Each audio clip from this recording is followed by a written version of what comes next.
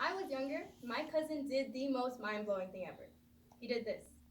Ooh, ah, ooh, ah, ooh, ah. Pretty crazy, huh? Yeah, it was for me too. And at the time, I couldn't figure out how he did it. So I came to my own very logical conclusion. My cousin was a wizard. Later on, I would come to find out that it was all just an illusion. However, I wasn't under some complex illusion because of a thumb trick. I was under the illusion of knowledge. Daniel J. Borstein, American historian, once stated, "The greatest obstacle to discovery is not ignorance, it is the illusion of knowledge." I couldn't accept to my young, genius self that I just got fooled by a really cheesy trick. I mean, seriously, there's no blood, and I'm pretty sure if anyone got their thumb cut off, they'd be in excruciating pain. But I couldn't see that.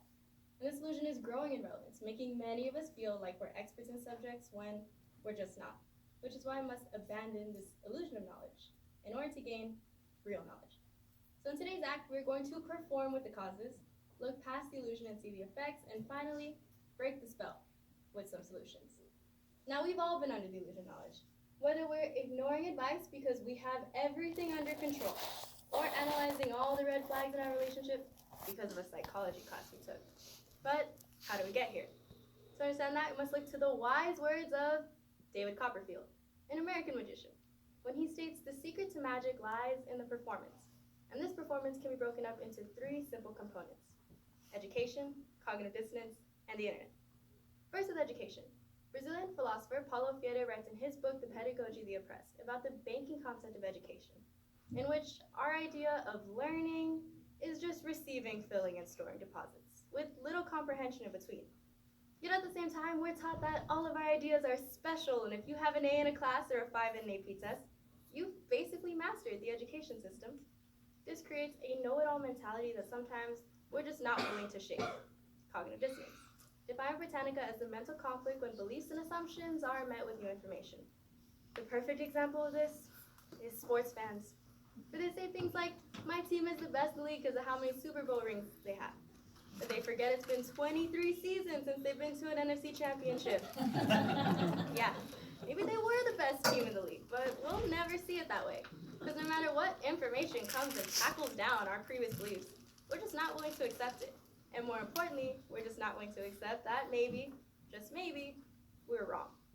But like most problems in today's society, this one gets worse on the internet. The APA would notice this and conducted a study in which they had two research groups, both answering questions.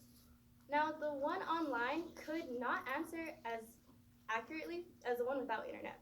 But that would not stop them as rating themselves as more knowledgeable than their counterparts every single time. What the APA was able to conclude is that the internet enables us to think just because we saw an answer, or maybe even almost an answer, that we're automatically experts. This illusion consumes us in ways much worse than a young girl who believes in sorcery. And it's time we look past all this and see the real effects. That we are replacing our experts. We're dividing ourselves and we're creating a cancel culture.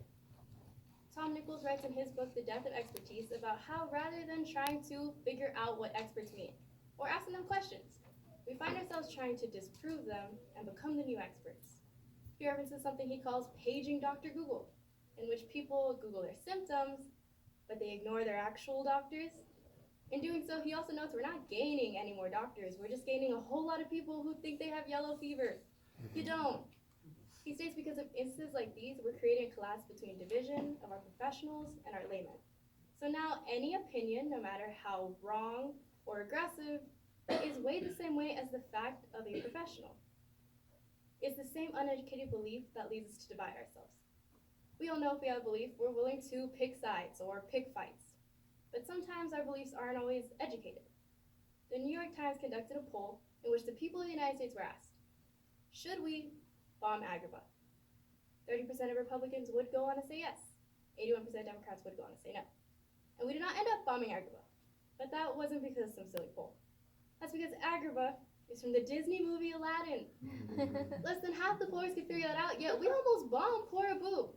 The Pew Research Center followed that up, saying for the first time in decades, partisan identification has dwarfed gaps between gender, race, religion, and educational classification. This is becoming a virus that's so deep it's affecting all groups of people. It's creating a cancel culture. This started as an internet phenomenon, in which people were being dismissed because of their opinions. And the illusion of knowledge has grown to be on both sides.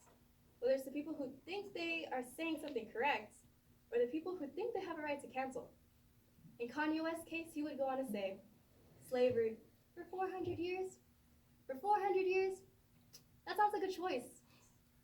What a horrible thing to say, but if anybody is suffocated by the illusion of knowledge, it's the self-proclaimed Jesus. But what about the people who just had an opinion and wanted to share? Ken Story was one of those people. He was a family man and a professor who one day tweeted in his opinion, Hurricane Harvey was karma for voting in the Republicans. This tweet would cost him his job, his relationship with his parents. He became so backed up on bills, he thought he would lose his house. In his spare time, he became a researcher. Found his story is one of thousands in which people's lives are being destroyed by this illusion. It is time that we break the spell. And I know they say a great magician never reveals their trick, but if you saw my thumb trick in the beginning, I'm not a great magician. So I'm about to tell you anyway. We must be able to research. We must be aware of our cognitive dissonance. And finally, we must be willing to discuss with one another. If we want to be treated like experts, we have to act like experts. And the American Management Association says the only way to do that is to be able to study, apply, research, and teach information. They state once you can do that, you become more aware on a subject than 99% of people. Because let's be honest, the majority of us are not willing to do all that. And that's how the world of experts is.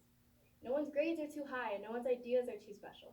If you don't have comprehensive and extensive knowledge, you have nothing. In order to do that, we have to be aware of our cognitive dissonance. No, you don't need to stop liking the Cowboys because of their record. In fact, Leon Fistinger states that this is only ever a problem when your beliefs start to contradict your actions, such as if you hate your job, but you go anyway, or you advocate free speech, but you're shutting people down. We have to be aware of when our beliefs start to contradict our actions, so not only do we stop being complete hypocrites, but we start to accept when maybe, just maybe, we're wrong. After that, we can finally start discussing with one another. Kimberly Foster, the founder and editor-in-chief of For Hair, goes on to state, these harmful ideas you're perpetuating, they need to go. We're not going to accept this any longer, but the person themselves can always be recovered. It is time that we start educating the Kanye West of the world, but it is also time that we listen to the Ken Stories of the world and understand that not everybody is going to see the world the way you do. And experts know that exactly because discussion leads to new ideas, new lessons, and new perspectives that we're depriving ourselves of. Now, I have a confession to make that I know has been on your mind since I started. My thumb was in my fist the whole time.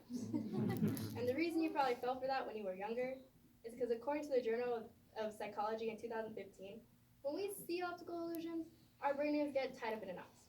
In order to compensate for what we just saw, we create a false reality. That's my little attempt in jumping to be an expert in a subject where prior I just made a silly assumption. Because we've seen how all these causes bubble up together to create this elaborate illusion.